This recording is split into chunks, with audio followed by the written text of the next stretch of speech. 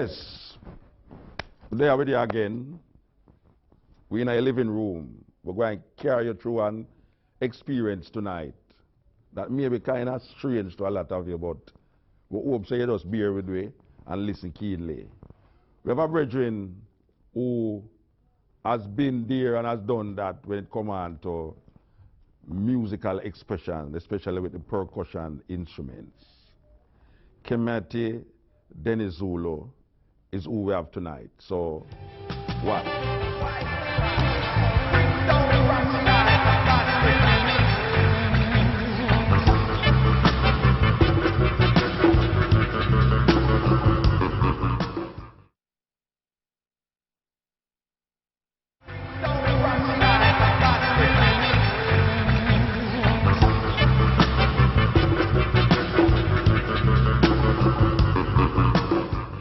Kimati Dinizulu, or Kimati Dinizulu, how we pronounce it? Explain it. Correct, Kimati Dinizulu. All right. We want the people them know, say, you are a percussionist of the highest level. Eh? You wouldn't say that? No, I wouldn't say that. All right, tell me what percussionist you are. Well, I study percussion, and I guess I perform on percussion instruments. I compose using percussion. You compose? Yes, I'm a composer. Okay, okay.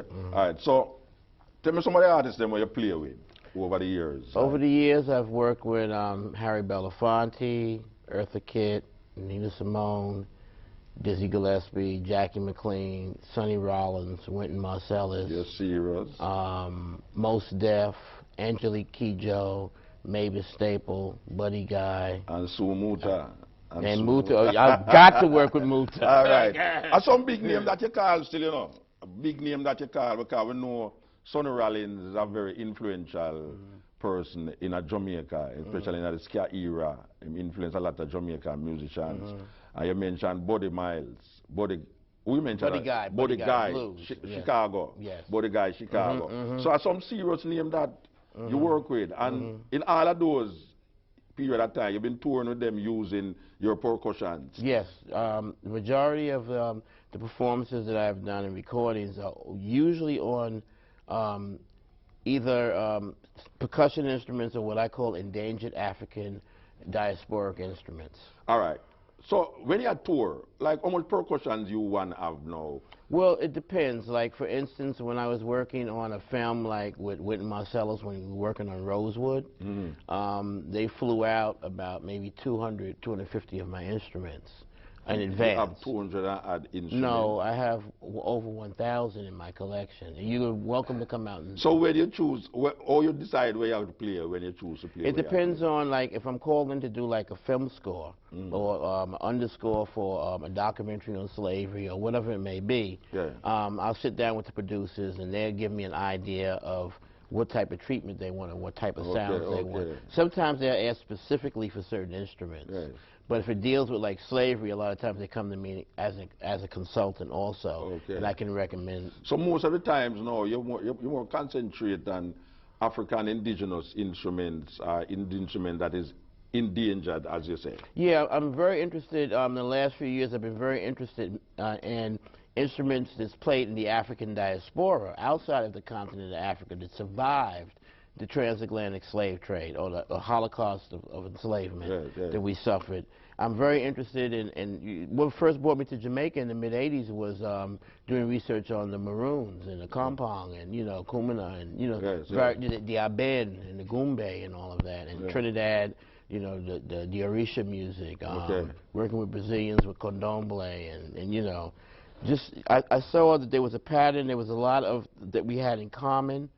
When I went to Haiti, the Rada drums, you could see traced directly into the ancient empire of Dahomey, the Ewe people, you know, and I always tried to find a way also of bringing the people together from these various, you know, communities. So in New York, where I reside most of the time, a lot of my friends who I work with different dance companies and groups had, some of them were masters in their elements. We put together a music we call Sankofa music, and we started Sankofa music in 1980. We were the first group at SOBs that was not a Brazilian group that played it. So We not Brazil. We play ISOB quite a long I know, yeah. And we were the first group. We started there in the early 80s, playing every other Thursday. It was called Africa Meets Brazil series that Larry Gold, the owner, set up. Yeah. And then after that, that's when the world music thing started to kick off more. All right, I ask you a question now. Go forward to the indigenous, endangered instruments in Africa.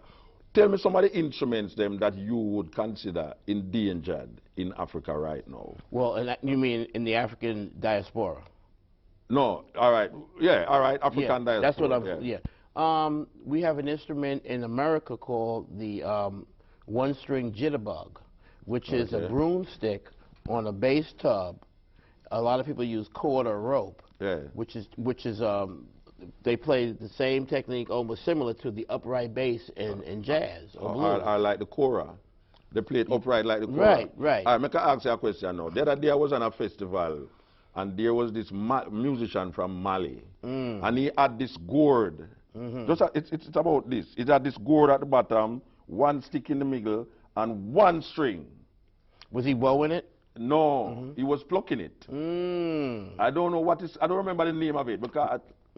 They have one. The Gomba people have one. The Jinjeli up in northern Ghana. That's what it named, man. That's what it named, man. The Jinjeli. An incredible instrument. Yes. All right. I noticed that when you was before we started the program, you was actually making an instrument in the studio. All right. That reminds me very much of the Jinjeli, but on a bigger version. What would you call that instrument? If it can take it up and show the people there. Well, the Ewe people. I learned how to make this instrument from a master musician and dancer, may he rest in peace, C.K. Ganyo, and who was with the Art Center of Ghana during the Nkrumah regime.